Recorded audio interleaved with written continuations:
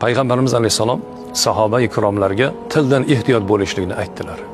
Shunda ashoblar aytdilarki, "Ya Rasululloh, biz tilimiz bilan gapirayotgan so'zimizga ham javob beramizmi?" Deganda Rasululloh aytdilarki, "Ey seni onang yo'qotib qo'ygur, insonni do'zaxga 100 tuban qulashiga tili sababchi bo'ladi" deb Payg'ambarimiz alayhissalom tilga e'tibor berishligimizni aytdilar. Inson bilmagan holatda til bilan juda ko'p narsalarni sodir qilib qo'yadi. Buni bir misolini aytsak, bu g'iybat.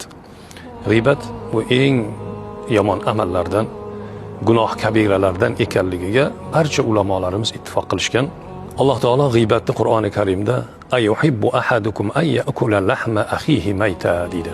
Bir birodaringizni o'limtik holdagi go'shini yemoqni yaxshi ko'rasizmi deydi. Qarang, g'iybatni qanchalikligini. Chunki buni zarari nihoyatda kattaligidan Alloh taolo bandalarini bundan ehtiyot bo'lishligi uchun mana shu xilda g'iybatni tasvirlab qo'ydi Alloh taolo. Payg'ambarimiz alayhissalom sahoba ikromlarga tildan ehtiyot bo'lishlikni aytdilar. Shunda ashoblar aytdilarki, "Ya Rasululloh, biz tilimiz bilan gapirayotgan so'zimizga ham javob beramizmi?" Deganda Rasululloh aytdilarki, "Ey seni onang yo'qotib qo'ygur, insonni do'zaxga 100 tuban qulashiga tili sababchi bo'ladi" deb Payg'ambarimiz alayhissalom tilga e'tibor berishligimizni aytdilar.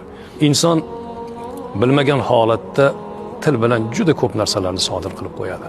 Buni bir misolini aytsak, bu g'iybat. G'iybat bu eng yomon amallardan, gunoh kabiralardan ekanligiga barcha ulamolarimiz ittifoq qilishgan.